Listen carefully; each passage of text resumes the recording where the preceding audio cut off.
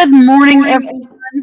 everyone. Welcome to Pursuing Profit with Principles. So glad that you're back to join us again today. I have an amazing guest with me today, Ms. Neetu Rishi. Neetu, good morning. Good morning, Regina. Thank you so much for having me. We both are Oh, wearing red. yeah, how about that? We didn't even plan that. Yeah, Cool. girls on fire, right? That's right. That's right. Oh, it's so good to see you again, Neetu. Same here, Let's same here. let's dive right in because we don't have lots of time, and I want to make sure that everybody gets the most out of hearing from you. So let's talk a little bit. And I had your bio in front of me, and now I've misplaced it. It's not in front of me at the moment. So we're That's gonna. perfectly fine. So, folks, I've met Neetu recently. Neetu Rishi recently. That's hard to say. It's a tongue twister. But I'm really impressed with the work that you do, Neetu, and the fact that you help not only adults but children. So Mhm, let's dive in with a little bit about your history, kind of where you came from, how you got to where you are, and what you're mhm, doing right now. mhm. Okay. So, first of all, thank you, Regina, for having me. Thank you to all the listeners who tuned in on a Monday morning. I'm sure we both are going to help you to get motivated and boost up, There right, you for the go. rest of the week.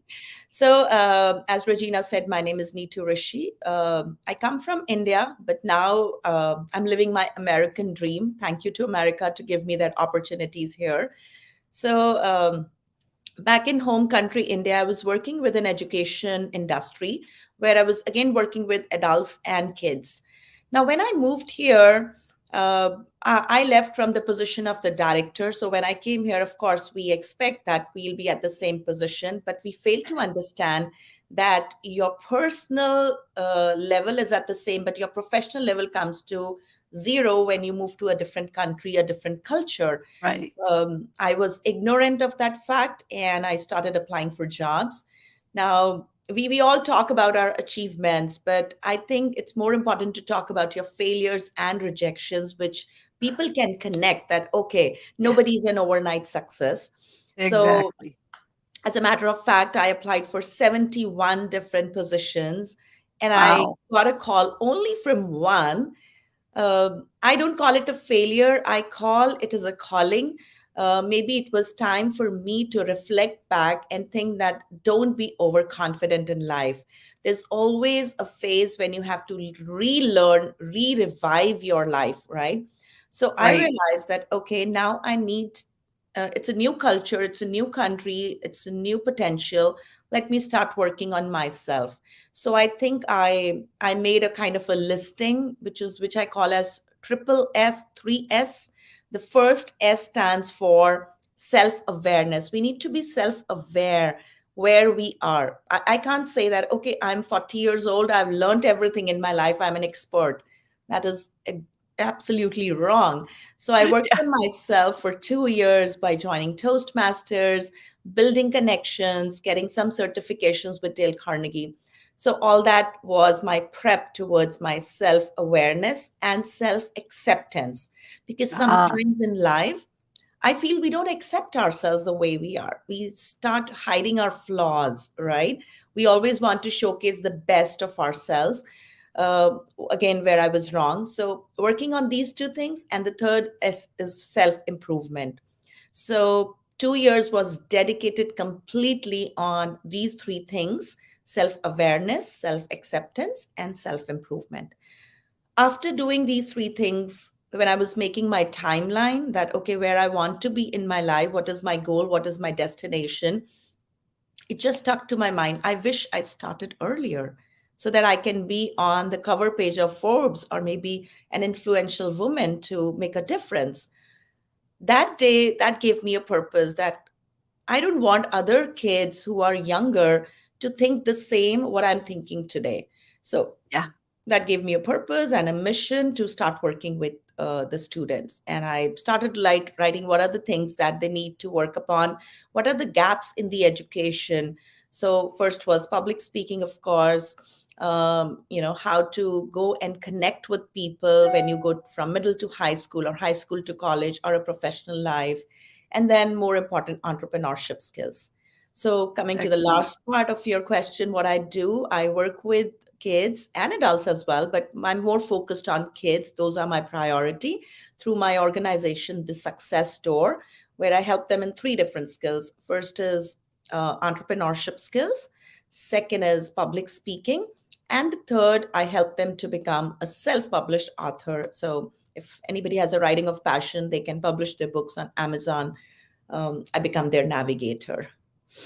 Excellent. I love it. First of all, let me say I have a tremendous amount of respect for you and others who have come to this country from another country and had to start over again and did so successfully. You know, Mhm. as you said, that professional level comes down to zero when you move over here, and you have to, you know, if you have professional certifications, sometimes you have to go get those all over again. Mhm. You know, we've seen doctors and others who've, you know, Mhm. been faced with that. And so have a tremendous amount of respect for you Thank you. Thank for you. It's doing that. but I would have to say it's all the support that I get from, friends like you who help us to bridge that gap and, Yeah. be able to do what we want to do. That's why I always say I'm a Indian girl living an American dream. This is a country where I was able to fulfill what I always wanted to do. I love that. I love it. And you're making such a difference in the world. And as you know, that's a huge priority for me is folks who are making a difference in the world. And you know, my passion is to get to be a part of the ripple effect that you Mhm. create as Mhm. we work together and somehow I influence what you do, Mhm. then I get to be part of that ripple effect. And so that's what gets me up every morning is is being part of that ripple effect. I Yes. love the three areas that you focus on, that self-awareness, self-acceptance, and self-improvement. Excellent. And that in your academy, the three areas, the entrepreneurship, public speaking, and becoming a self-published author. Let's talk about that piece for just a moment, the self-published author, and then we'll go back and deal with some of the others. So what do you say to folks who maybe they recognize that a book, being an author is a positive thing in their career, Mhm. but they don't feel like they have any writing talents, they don't know where to begin, they don't know what to do. Mhm. What do you do for those folks? How do you help them along that journey Okay. and get them past those self-doubts to start with? Right, right. So the first thing I think there are a lot of misconceptions. The other day I was at a workshop and I asked most of the folks kind of a survey that how many of you think that writing a book is hard? 99% of the people raised their hands. And then Yeah, I asked the second question that how many of you think that writing a book is expensive? Again, all the hands were raised. So these are two misconceptions. yes, Besides, people think, oh, I'm not made to write a book. But I believe each and every person on this planet has either a story, either an experience, or a skill to share with the world. It's just exactly. that they have to realize their hidden potential, right? Writing a book is not about just having creative writing skills or using those hard words in the vocabulary. I'm a simple writer. My writing is always very simplified that even a fifth grader can read and understand. So that was the things that I first work with them to get rid of that self doubt that, okay, I cannot write a book. It's hard or it's expensive, right? I know Right, publishing houses might look expensive, but in terms of because they're working hard for you, they are printing, they are just taking their cost. They're not expensive. But if it doesn't match with the frequency of each and every person, it's easy to self publish on Amazon. I'm not promoting anyone or, no right, offense right, against that, right. but just showcasing what works for everybody. The second thing that I do is once they are aware that okay, it's possible, right? Because once you start thinking it's all a mindset game, once you think it's possible, it will be, right? uh, Exactly. the second thing is doing some brainstorming with them. I do some activities to find what genre they are good at, because some people say, oh, I can write great romance, but it's not about writing just 1,000 words. You need at least minimum, I would say, 10,000 words to go with a paperback book on Amazon. It needs 40 pages. So at least 10,000 words. Can you write on that? So we do some activities with the participants where they come to know, okay, this is the genre where I can at least write 10,000 words. The third thing is, again, most challenging, is getting that momentum, because when you start writing, you're excited. Wow, I will be an author in next 3 months or 4 months. But it needs a disciplined writing plan. You don't have to Right. overwhelm yourself by saying, I want to write a book. Just start with writing maybe 1 page a day or maybe 200 words a day, but it has to Right. be consistent. So I become an accountability partner for them, where I'm giving them the push. Excellent. Did you write today? Oh no, I got busy. I won't say it's okay. I will say no. Try to find out the reason. Make writing a priority. Go on a date with your Right. writing at that time, right? So that is the third thing. And a little bit of more smartness is when transitioning from first chapter to second chapter. How do you end the chapter one and go on to chapter two so that people don't want to just stop there, right? Uh, Right. making a picture in front of the audience while you're telling a story. How do you do that? So those are little of tricks that I, with my experience, I share with my audience. And then finally is last, brainstorming on the cover page, because we say do not judge a book by the cover, Yeah. but we are But everybody humans. does. We do that, right? So Everybody does. cover Absolutely. page will actually create that curiosity among the audience to go Right. and open the or buy the book. And then the Right. title of the book. And finally goes the self-publishing on Amazon, which is very user-friendly, but they are just little technical things, which Yeah. again, I have learned with time. So now I can help people with that. So that's Awesome. a process step by step. That is amazing. And one of the things that I wanted to come back and address is the self-publishing aspect. A few Mhm. years ago, when self-publishing was really getting started, it was kind of like, Mm, it yes. was people weren't sure how to take that. But now it's very accepted. Hmm. It's almost a standard now, Hmm. and so it has it's much better received than it was before, and Hmm. people don't make any judgments now about it being self-published as they did it when it began. Hmm. Would you agree with that? Yes, exactly. I mean, I agree that, of course, I think that maybe in next few years, when I maybe write my 10th book, I would love to go with a publishing house who can, Yeah, help me to market more. The marketing aspect, it's you have to do. Any self-publishing platform will not do that for you. But at right. least once the book is out, I think it gives the courage to a person to be accepted by the world. It's your self-expression. Yeah. Here I want to showcase, I mean, writing a book has helped one of my clients so much that she was in that trauma of, domestic violence, and Mm. something happened in her life. But by just writing a book, she has become entirely a different person now. She's so confident. So writing a book is not only just adding a prefix author, but I think it opens a lot of opportunities for anybody out there. Yeah. Yeah. And folks, there are so many ways to get that book out of you these days too. Mhm.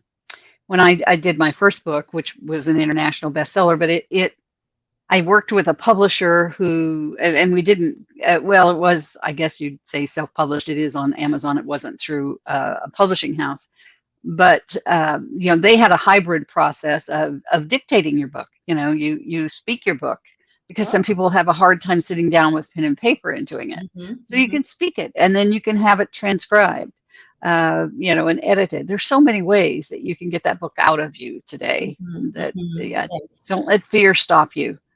And it's a marvelous thing, and there are lots of opportunities. If you're not ready to write a book, there are also other opportunities to write a chapter in a book as a Yeah. first step into that world. Yes. And that can be very easy, particularly since a lot of folks, like I work on a few projects on that, and a lot of folks who do those, we provide questions to you that you answer those questions. It helps you write the chapter. Mhm. And Right. so, yeah, so there are ways to get started in that arena. And, it's once you become a published author, that is something you can declare Mm-hmm. forever. You are a Yes. published author. And if you Yeah. achieve that bestseller status, again, it's something you can declare forever that you're a Uh-huh. best-selling author. I So, remember one of my youngest author is 6 years old. So when he published the book, and then he said, Miss Neetu, if I type my name on internet on Google, will it recognize me? I said, just put your name along with the name of your book. And of course, it popped up it because it, popped up. and he said, Yeah. wow, now Mr. Google recognizes me. I said, Yeah. yeah. See that charm on the face of that child. I mean, it was, it's speechless. What's the age of your youngest author? He's 6 years old. 6. Wow. That's so impressive and so exciting. Um, and I see youthful authors all the time, 8 years old, 9 years old, things of that Mhm. nature. 6 is It very adds to the impressive. resume. I mean, especially the high schoolers. Now I'm getting more of high schoolers because it's something called as a passion project in schools nowadays, where they Okay. have to pick something which is related to their passion, and it should be in their resume when they apply for college applications. Oh, nice. Adds value. So the kids, they all do creative writing in school. So last Right. year I also the thing that you mentioned, writing a chapter. So there were a few folks who reached out to me that, Miss Neetu, I don't think I can write 10,000 words. Okay, let's start with a co-author book. So these four kids, they came together. We talked Awesome. about their stories. Everybody wanted to write something adventurous in life. So we bridged a gap between all of them, made a kind of a connection. And then Excellent. on New Year's Eve, we published their first co-author book. It's by the name The Epitome of Adventures. So now they are co-authors, but at least they've Yeah, started. And now they think absolutely. we can write an individual book as well. Exactly. It's a doorway. It's a I think doorway. writing a chapter is an entry level to things, Yes. and to gaining more authority, the Correct. word author is a part of authority, right? To Uh-huh. gaining more authority in whatever area it is that you are Exactly. writing about. Hmm. Yeah, Right. absolutely. What are so in your school, your success story, you've talked about entrepreneurship, public speaking, and becoming self-published. Mm-hmm. Talk a little bit about what you teach in terms of entrepreneurship. Very interested to hear what that Uh-huh. is. Okay, so entrepreneurship normally, again, people think that entrepreneurship is just starting with how to start a business, how to make a website. But I first work with some warm-up skills, right? It's similar to a person joining a gym and he wants to just lift the weights. It's not like Right. that. You need to first tone up your muscles. So that's Yes. what I do. So there are 5 levels in this program. In the first level, I work on very simple things. Elevator pitch. How do you give your introduction in 20 to 30 seconds, which stands out? It's not Right. like, oh, my name is this, I go to this grade, and yeah, that's it. That's Yeah. where they end.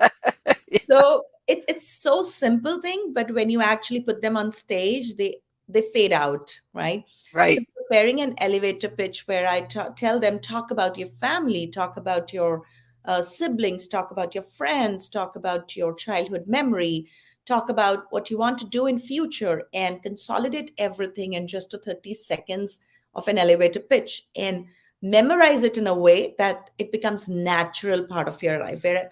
introduction is something you have to give entire life wherever you go, wherever you Right. meet Right. anybody, right? So elevator pitch, then how to use stories in your personal life, how to connect with people, then how to build a social connection. Because sometimes when we go in a gathering where we don't know anybody, we start thinking, how do I start the conversation? So I share some simple formulas. I call them magic formulas for them, where they get a step by step process, which becomes an autopilot mode. Then how to make a Google slide presentation, because everything is nowadays presented through a presentation. It adds value. So Right. teaching them that. Then impromptu speaking. If somebody asks you a question, how do you frame an answer without thinking and still come out with a great answer? Then making a vision board, because it's very important to know what you want to do in life. And Right. then I also teach them the power of recognition. How do you appreciate others? How do you compliment others? instead of just saying, hey, good job. But you cushion them with an evidence that, hey, I think that you were so good in that. You were working hard, you were listening to the audience. And that's why I think you are a great leader. I mean, cushioning and giving an evidence. So these are simple activities that I do with them. It's more of activity based program. After this, I think their mindset is developed. Then they go on the actual entrepreneurship thing, which is level 2, where they work on a business proposal. So I club them into teams where they are given a kind of a GPS. They just have to find their way on that. Okay, what should be the name? What should be the website look alike? Who are my competitors? What is the pricing? What is my long-term plan? So they plan everything, and besides that, they also learn email writing, how to connect again with your audience when you're presenting your business proposal, how to do a healthy discussion. I don't call it debate, but at the same time, I give them a role play kind of thing, that you are a part of the Awesome. organization and you have to reach to a conclusion, even if there's a conflict, right? Right. And then in the final day, they present it in front of guests. Like I invite, successful people like yourself who can listen to their business proposal and give your feedback where they can become better. So that's how it goes on step by step. So there are 5 levels in that. I love it. I absolutely love it. Thank There you. are so many business people in the world today that didn't get that start for Mhm, sure and are still figuring these things out. I mean, mhm. that's why we as coaches are here, right? Yes. And for you to be able to give these students that advantage before they ever leave school, oh my Mhm. goodness. Oh my goodness. What an opportunity you have created for them to really set themselves up in the world for success. Congratulations, Neeta. Thank you. Thank you. I It is really feel blessed amazing. that, there is something in the universe which drives me and every day gives me a mission to work with these kids. And when I see them successful, it definitely makes me feel that my life is worth it. Absolutely. You are doing a phenomenal work that is so important as I listen to everything that you're doing here. I'm I had to chuckle inside a little bit when you were talking about the elevator pitch. Mm-hmm. Friend of mine, he says, you need to know that elevator pitch so well that if I wake you up at 3 o'clock in the morning out of a deep sleep and ask you what it is, you can just roll it off your tongue, Yes, yes, you that's know? what I do. And sometimes they think that, oh, it's that simple. Why do you want us to practice it again and again? I said it, Yes, and sometimes they feel, okay, it's written. When they read it, it looks a little dramatic to them. But then I tell them that if you practice, it will become natural for you. You yes, have to do that. yes, yes. And it's such an important part of the word that comes to my mind is your vocabulary, but it's so much more than that. It's an important part of your business foundation Mm-hmm. because it's an encapsulation of your actual kind of your market dominating position or your unique selling Right. proposition. It's that encapsulation, that bringing it down to Uh-huh. the shortest elements so that people see how you are different in the market. And one of the things that we teach is that you don't want to be the best in your genre or in your niche. You want to be the only. You want to have that elevator pitch so honed that you are unique Mm-hmm. completely, and that you're not competing against others. There's a market that is just for you because of what you do, Right. and the better you get that elevator pitch down, the better you're able to do that. But excellent, excellent curriculum there, and I love that you end with the vision board. Mm-hmm. That's so powerful. I can attribute many things back to my vision boards, many successes. Yeah. So I love that. And even when I was doing couples workshops based on my book, my husband and I created some bulletproof your marriage retreats where we would bring couples in for a couple of days. And the very last thing we would do, or one of the very last things we would do, would be a joint vision board where they work together on their marriage vision board. Right. And based on 2 days of work, Uh-huh. getting to that point and really being on the same page. So It's so yeah, much vision board's needed. powerful. I mean, I would Yeah, again say hats off to you because when we see so many, couples having that different opinion, and due to which I think their kids, their children also suffer. So again, you are doing an amazing job by bringing them together. I mean, this sounds very exciting when you talk about couples retreat. I mean, I would love to know about it offline. yeah, Um, I can share I about would, that. Yeah, yeah, because to it's really let other powerful. people know. That's what me Yeah, and my husband's vision board is common. We know how we are excellent, helping each other. We two are very excellent. different, but he's the person who gives me that confidence. Whenever I feel a little afraid of doing something, I look at him and he'll say, "Go for it. I believe in you." And it Awesome. just does so much of gives me Oh so much yeah, power. absolutely, absolutely. I 100% agree with that. Well, I appreciate the work that you are doing in the world, Neetu. It is amazing. And again, I love that you're working with the students and goodness, from 6 on up, and how powerfully you are preparing them to succeed in the world and giving them advantages that are just incalculable. That, I can't even put a value on the advantage that you're giving them as they enter the world. And so we waste so many years trying to figure out, or doing something we don't want to do, and then we come to a place in midlife crisis where we're like, this isn't what I set out to do. Why am I doing this? These Right. kids are going to know what they want to do. This empowers them to be Mm-hmm. able to know what they want and to go after it immediately. Right. I love it. It Thank you happened with so much. me. I mean, I realized this at the age of 40. I did so many things. I wanted to become a doctor. I failed at that. Then I entered into computers. I did masters in information technology. And then I realized, oh, I'm not good at it. So it took me so many years, again, as you said, to figure out what I wanted to do. And Yeah, I mean, I don't call it a wastage, but waste of those years. But at the same time, I feel if I would have started early, it would have earlier. been Yeah, better. Yeah. yeah. You'd have been able to impact more lives. Yes. And that's really what it's all about, isn't it, folks? It's the lives that we impact while we're here. And that's why I say I love being a part of the ripple effect, because I know that means that the people that I'm working with are impacting lives Right. positively. Right. And so, Neetu, thank you again for coming on today. So excited to have you here and to visit with you and to share what you're doing in the world, because it's so powerful and you are making a difference in many lives. Thank you so Thank you, much. Regina. Thank you for having me and giving me this platform where I can share my thoughts with the people, right? Again, You ripple are effect. so welcome. And we're going to be doing lots of things together, I am sure. Yes, we will. Thank you. And see, we're already on the same page, folks. We both came in our red today. Yes. All right. Thank you, everyone, for joining us today. We'll see you again next week on Pursuing Profit with Principles. Bye-bye. Bye.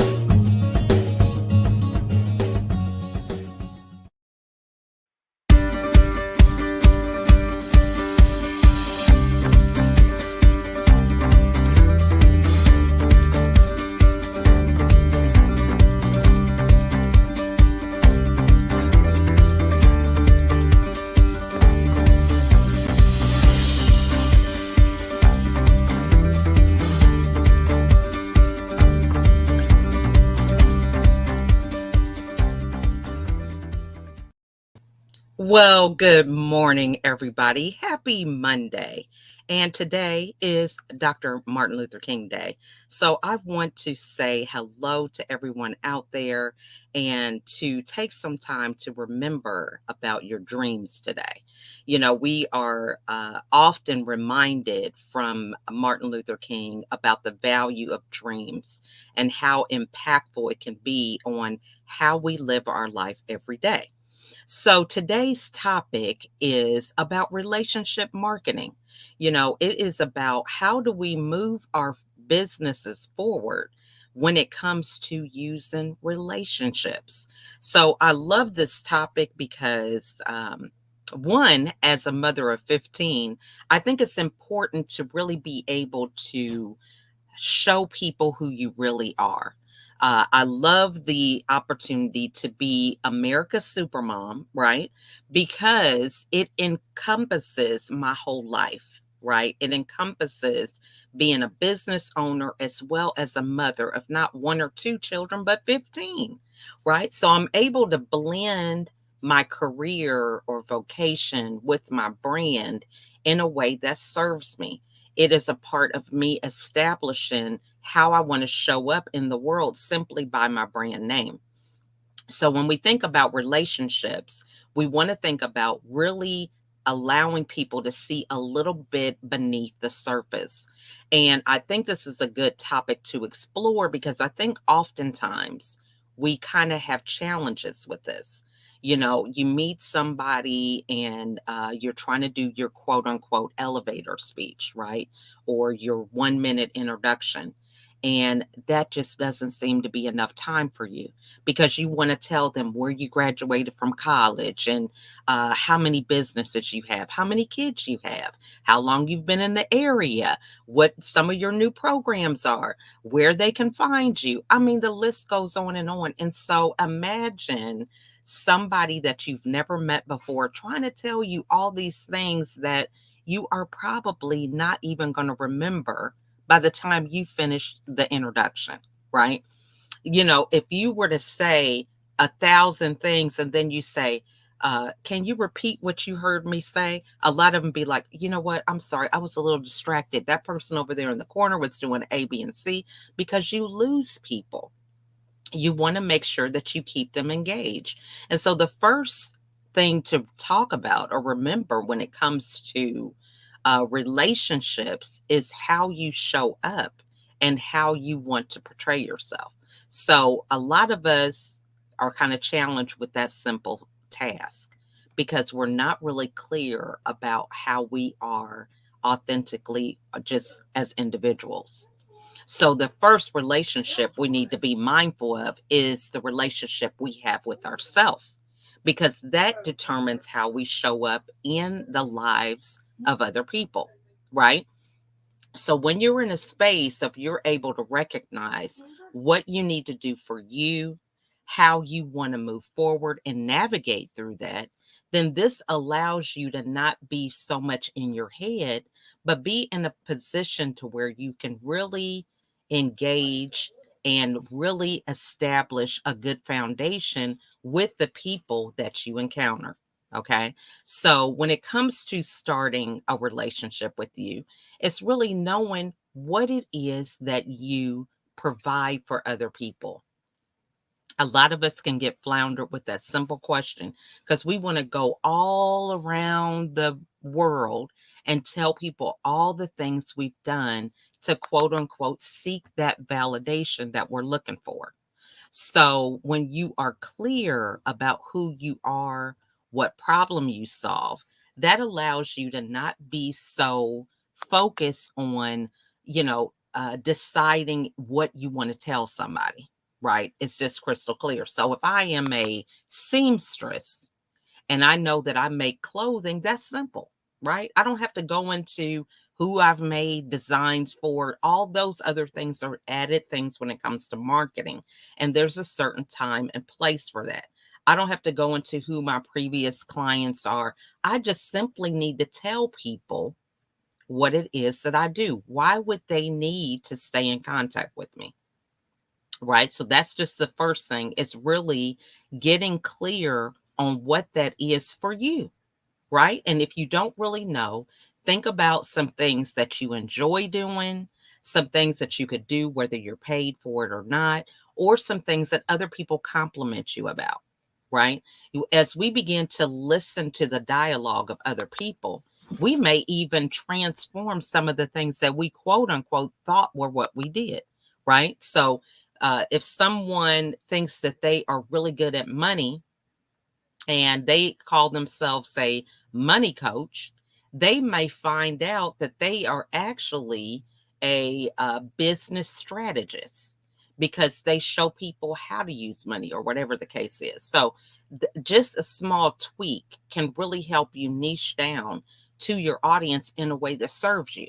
One word change, one simple manifestation of something different of what you are thinking, right, can transform your whole way that you show up in the business world and can make the difference in possibly converting some different people that were quote unquote leads into being clients, just simply from the language that we use. So, language is really important. So, when we come from a space where we know who we are, what problem we solve, right? Then we know how that we're going to serve. All right. So when it comes to relationships, this is the first thing that we see when it comes to meeting someone. So it is about really being engaged, right? So when we're meeting that person, whether it's on a Zoom call, whether it's at a networking event that we're live, whether it's at the grocery store and it's somebody that's in line with us, the first thing is really being clear about who we are so that we don't really have to try to figure out, what am I going to say to this person? This was something that I was challenged with as a person going through this whole 13 years of depression, right? I didn't really have a certain authentic way of showing up. It was always based on the company that I was in. So I had a mask for being a soccer mom, a mask for being the mom at the grocery store. Every different occasion, it was like a different person showed up. So when you learn to be happy with who you are, you can be the same person with everybody. And it just really releases a lot of your anxiety. You don't have this desire to feel like you're perfect or anything like that. You just can show up and be your authentic self, and that's okay. So, when we are clear about what our relationship is, we are clear that we can be that person on all fronts. And so that makes a difference when we engage in conversation. We know that it's not about us, but it's about being able to establish some time that we can be with the person that's in front of us and we can have a nice dialogue. We can get some information from them.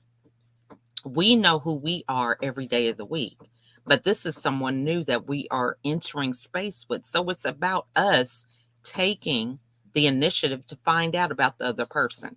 So when you think about your relationship to others, there's like three different things that we should be mindful of when it comes to relationships. Okay, so the first thing is when you're meeting somebody new, is the ability to stay present. Okay. Someone once told me that there is the situation to where we should be mindful of being present wherever our feet are. Now that's heavy because a lot of times, wherever our feet are planted, we sometimes may be distracted. You know, you may be engaged in a conversation with someone, but you're distracted because, your mind is not where your feet are. You're thinking about breakfast that you haven't made. You're thinking about how your kids have homework or things like this. And you've got all these different issues that are going on in the background, so to speak, but it is really affecting how you're showing up with people, the things that are present. So, we got a little production crew here. So they're saying that there's some clicking that's going on in the background. So I really don't know. This technology. I am just showing up, doing my thing. I can't tell you anything about technology, but so if you guys are seeing this clicking, it's happening in real time. I'm not sure what it's all about. So I want to thank our production crew in the background for notifying me of that. But so when you're staying present, it is about really actively engaging in conversation, right? So you want to find out things. When you meet people, you want to have maybe a set of maybe 2 or 3 questions that you want to get the answers to. Now, if this is something you have to script out, or whatever works for you, then I encourage you to do it. Maybe part of that script is finding out, do they have children? Maybe it is, do they work outside their home, or are they an entrepreneur? Maybe it is, what is their goal for 2022, right? So you want to think of 3 questions that you can try to get the information on. Make it a game for yourself. But at the end of this encounter with someone, if you don't have those 3 answers to those questions, then that means that it's possible that you've been doing more talking than you have been being present and engaging in the other person. So, this is really key because one of the best ways to connect with people is holding space for them so that they can feel that they're being heard. Many people enjoy being able to talk about themselves.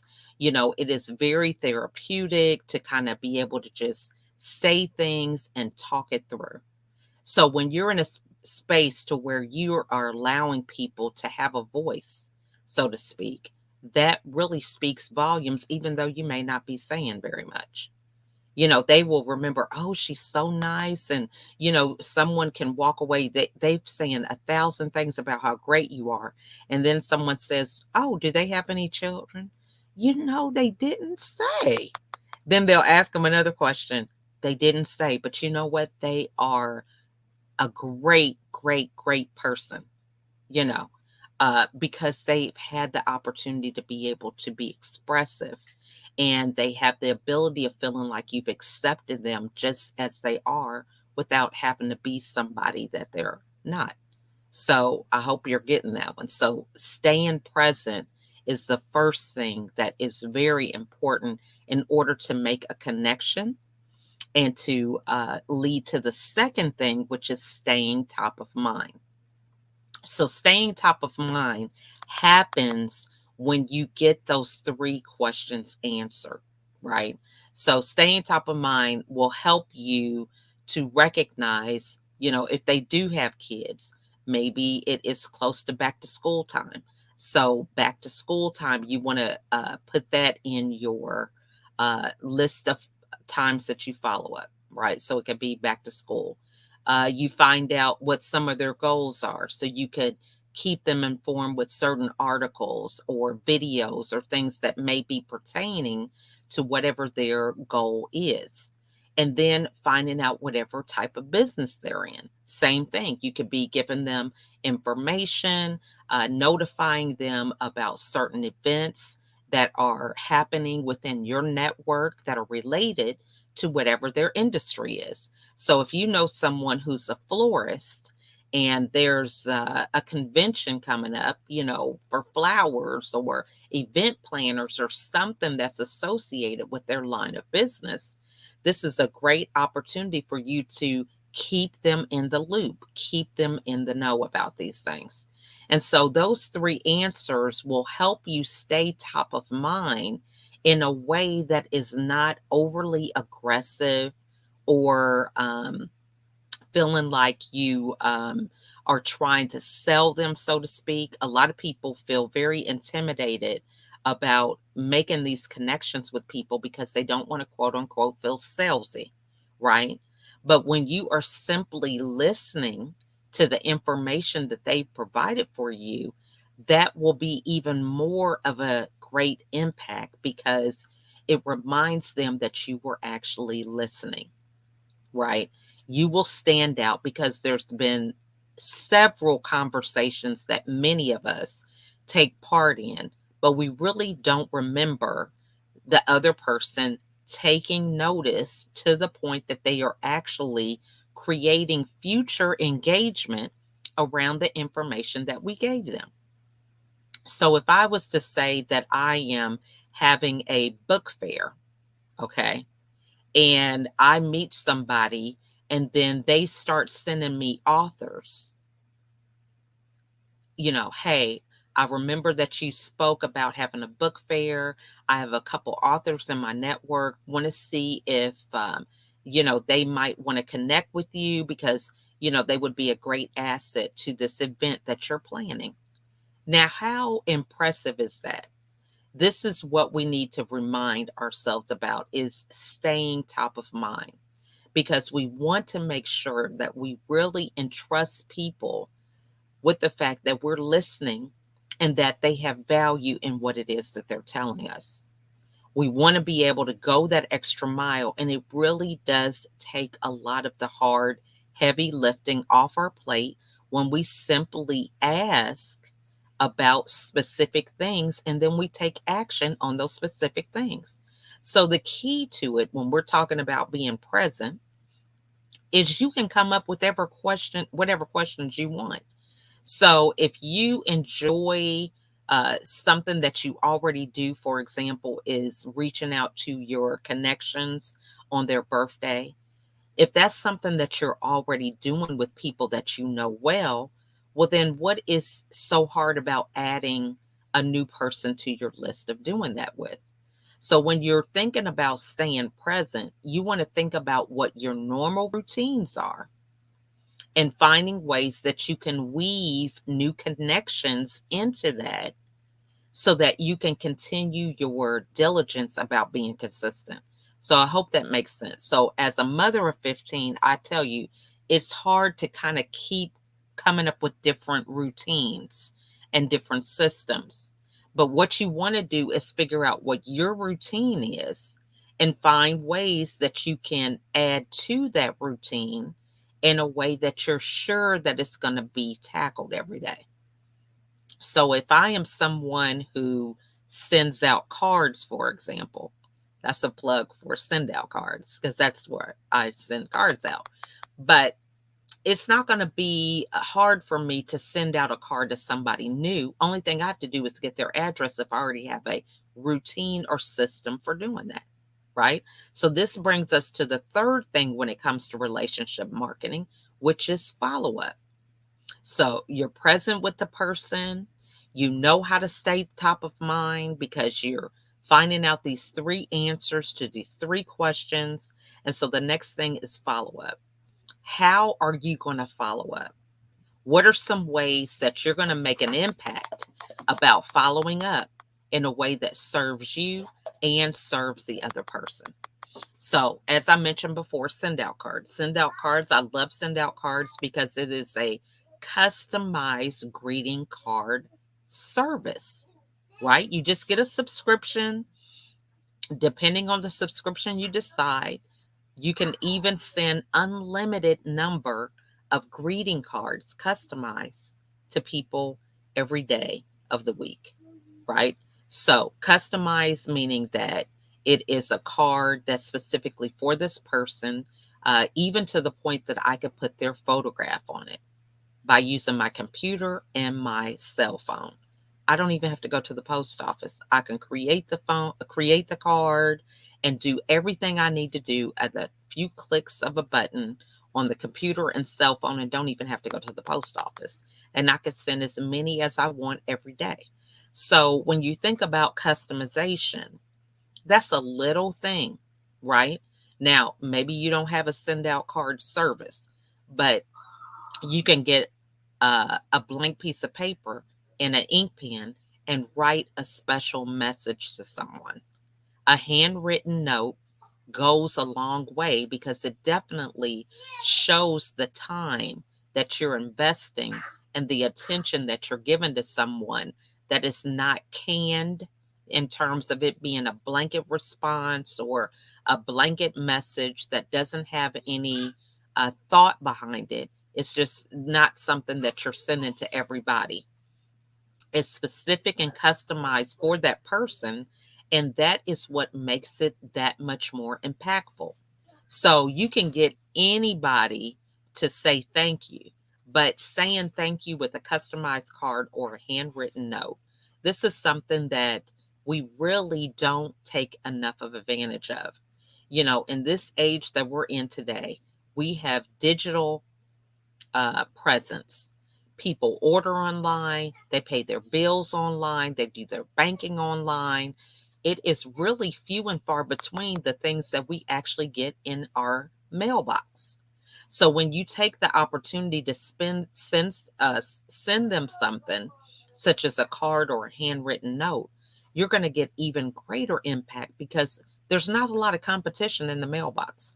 The competition is being online, being on social media, all these different places where there are people by the droves doing Facebook ads, LinkedIn ads, or any other ad, right? On a lot of these platforms. But a mailbox, there's not very many people competing for that anymore because they believe it's yesterday. Nobody's really doing it. Be where their phone is, be where their computer is. But just taking the time to stand out and have that undivided attention can really be impactful.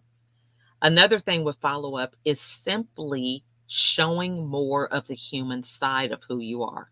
So, yeah, you can do that with a customized card or a handwritten note, but what about your voice, right? A lot of people, this yesterday was my Clubhouse anniversary. That means I have been on Clubhouse for 1 year as of yesterday. And part of that is that's an audio app. So all the people that I've come in contact with and I've got to know on a deeper level are a result of my actual voice. So why not use your voice to create a deeper impact when it comes to follow up? So we've all got messaging systems. So you could text or you could actually use your voice. Use a voice message, create a voice recording that you could send through text messaging or through Facebook Messenger, Instagram, any of these other platforms. I think just about all of them have a way that you can send a message to someone in a way that serves them in a special way, right? Uh, Something as simple as using your voice when it comes to sending people birthday messages. Have you ever considered just simply taking the time to sing happy birthday? One verse of happy birthday in a voice message can really help you to stand out from amongst everyone else. Okay, so then we have the voice on all those different platforms, but what about video? Video, moving pictures. We could spend all this money in advertising and making sure that we get in front of the right person. But why not simply allow the people who are in your network or in your funnel to simply know who you are in a way that is unique to you, right? Why are you creating an ad when you can just send your own video, right? In less than a minute, you could tell them, hey, you know what? Just want to reach out to you. Haven't heard from you in a while. It's a new year. Everyone has new goals. I'm having a new program. I'm doing a webinar this week or this month. And I really want to help assist people in my network, make sure that they don't lose time, with their goals over this next 12 months. Now, how simple is that? Or I just wanted to reach out. I have a lot of connections that are in the floral industry, so I'm having a meet and greet. How many of us even know how many people in our network are in certain niches or industries, right? We can go on these different platforms and we're looking at Facebook groups based on our industry. We're looking up LinkedIn groups, so we're searching for people who work for certain companies. But why are we not doing any kind of research or categorizing with people that are already in our network, right? I know that I've recently started a newsletter on LinkedIn, and I have a group of people that are subscribers to the newsletter. So if they're subscribing to the newsletter, why would I not be able to take advantage of bringing us together, because that's a small number that's a little bit more focused of the people in my network. So yeah, I could have thousands of people in my network, but I know that this particular group is interested in newsletters. They're interested in the topics that I have been expressing in the newsletter. So this is a great opportunity for me to reach out to them. Hey, thank you for subscribing. I want to have a meet and greet. Would you be interested in meeting? Simply doing surveys, right? That's a part of follow up. When you make connections, asking them, why did they connect with you? How can you serve them? We're so busy. Oh, they like my posts, or they did this, they did that, but we never get any feedback. And then every day we're trying to come up with some new material. We're trying to reinvent the wheel, stressing ourselves out instead of simply asking people what it is that they found of value, right? We have a captive audience a lot of times. People in your network, you're able to identify exactly who they are and exactly what they do, when they connected with you, all these different things, where they live, right? What their business is, if they have kids. I mean, a lot of this information is in their bio, but we just collect people and we never go back to connect with people. So, this is really what relationship marketing is about. You can have thousands of followers, you can have thousands of friends, and all these different things, but have you really connected with them? Have you given them a reason to stay your friend? Right? Everybody may get in easily, but it's the whole thing about maintaining that presence that makes the difference. There's so much that we can learn from getting rich quick, so to speak. There's a lot of studies about people who get money when they win the lottery, but then you get back with them a year later sometimes, and they don't even have any money left to show for it. So I challenge you this week to think about what are some ways that you can take your relationship further, make a different connection or a deeper connection with people that are already in your network. So I challenge you to reach out to one person a day, just one. That's like BJ Fogg. He's the author of Tiny Habits. And one of the stories he talks about is how we can change our habit if we make it small enough to just get started. So if someone wants to learn how to floss their teeth, they just simply start off with flossing one tooth and then building that habit. But I guarantee you, if you say you're going to reach out to one person a day, you're going to end up reaching out to many more. But if your level of accomplishment is only just one, you can knock that out of the park. So I challenge you all to do this. Reach out to one person every day this week so that you can begin to build deeper relationships with people that are in your network. So that is all I have for this week. If you have any questions, feel free to send them to me through email or simply reach out here in the comments. But thank you all so much for watching, and I will see you next week. Bye for now.